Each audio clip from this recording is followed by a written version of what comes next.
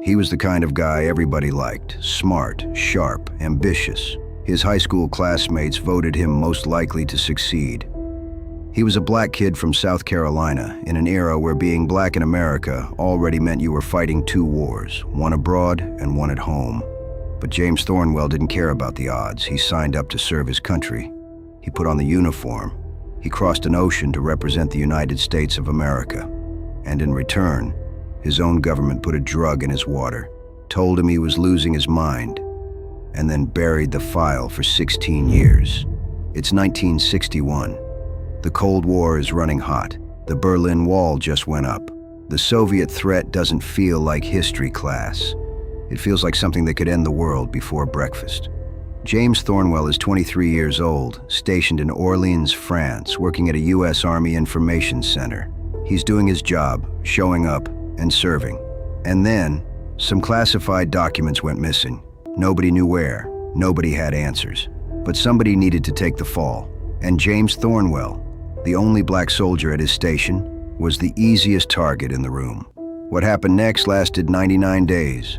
99 days. The Army Counterintelligence Corps took over. What they did to James Thornwell during those 99 days was later described in his own legal complaint, in his own words, submitted to a federal court. He was physically abused. He was threatened with death. He was subjected to a steady stream of racial slurs. They attacked his sexuality, his character, and his dignity. Everything that made him a man, they went after it. For 99 days, through all of it, James Thornwell maintained one thing. I didn't do it. He said it on day 1. He said it on day 50. He said it on day 99. The Army didn't have a confession. They didn't have evidence. So they called in a different team. You've probably heard of MKUltra, the CIA's infamous mind control program. But here's what they don't teach you. The Army had their own version running at the same time. Same era, same methods, different victims. It was called Operation Third Chance. The goal was simple and terrifying. Find a drug that works as a truth serum, something you could slip into someone's drink, something that would break down their walls and make a man tell you everything without him even realizing what was happening. The drug they chose was LSD. And James Thornwell, sitting in that interrogation room in France, exhausted, beaten down, 99 days in, was about to become their test subject, without being asked, without being told, without signing a single piece of paper.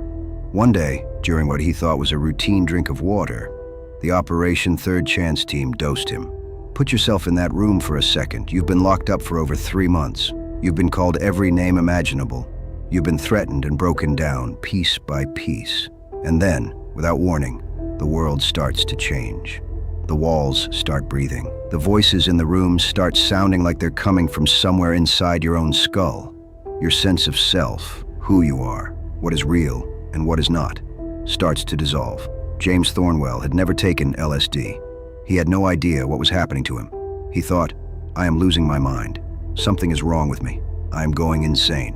And while he was in that state, terrified, disoriented, completely at their mercy, the interrogators leaned in. They told him, you will never be sane again. Let that land for a second. A man, falsely accused, physically abused, racially degraded, secretly dosed with a hallucinogenic drug, was told while his mind was disintegrating that he would never be okay again. This was the United States Army. This was 1961. This was done to an American soldier.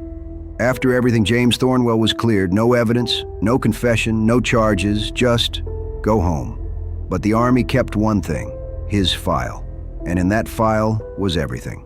The drug, the interrogation, the deliberate psychological destruction of an innocent man. It was classified, locked away, and gone. Thornwell went home not knowing any of it. He just knew something was wrong with him, something he couldn't name. Epileptic seizures came out of nowhere, though he'd never had epilepsy before. He experienced depression, nightmares, paranoia, and a mind that wouldn't stay still. His first marriage fell apart. His second marriage fell apart. He was voted most likely to succeed, and he was falling apart at the seams, with absolutely no idea why. Because the file was classified. The Army knew. The CIA knew. And for 16 years, nobody told James Thornwell. Then one day in 1977, a routine letter arrived from the U.S. Surgeon General's office. It was a follow-up inquiry contacting people who had been involved in drug tests at Edgewood Arsenal. James Thornwell read that letter and something clicked. He hired an attorney and filed a Freedom of Information Act request. The files came back. He sat down at his kitchen table and read what his own government had done to him. Every page, every detail, all of it. He filed a lawsuit in 1978 demanding $10 million, and he went public. CBS put him on 60 Minutes. Congress opened an investigation, and in 1980, 19 years after that room in France, Congress publicly apologized to James Thornwell. They awarded him $625,000. Senator Ernest Hollings stood on the Senate floor and said this was a tribute to equity and justice, but it could never make up for the injustice done to him. James Thornwell took the money and dropped the lawsuit. But here's what happened next, and this is the part that never makes the history books. 4 years after Congress apologized, and 4 years after receiving the $625,000, James Thornwell had an epileptic seizure.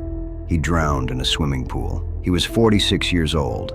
His attorney, Harvey Kletz, was asked whether the seizure was connected to what the Army had done to him in 1961. His response was, "That is not an unreasonable inference." Before 1961, he had no epilepsy. After 1961, he had seizures for the rest of his life. You do the math. Congress called it justice. James Thornwell called it something that could never be made right, and then he was gone. James Thornwell was one man. But here's what the declassified files actually show. 7,000 soldiers, 254 chemicals, and 25 years of testing. Journalist Linda Hunt dug into the National Archives and found something that should have been front-page news. 8 former Nazi scientists, men who had worked in Nazi Germany, were brought to Edgewood Arsenal under Project Paperclip.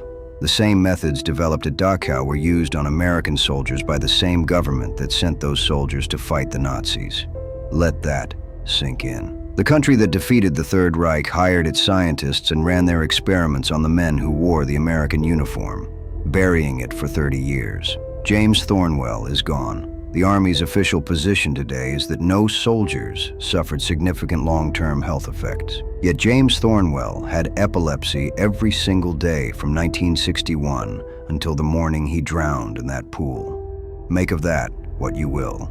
7,000 soldiers, 254 chemicals, 1 congressional apology, and a man who was voted most likely to succeed, who spent 16 years not knowing why his life was falling apart, who got his apology, who got his check, and was dead at 46. The files are declassified now. The truth is out there. The question is, what do you do with it? Between 1950 and 1975, the U.S. Army secretly tested 254 chemicals on approximately 7,000 American soldiers at Edgewood Arsenal, Maryland.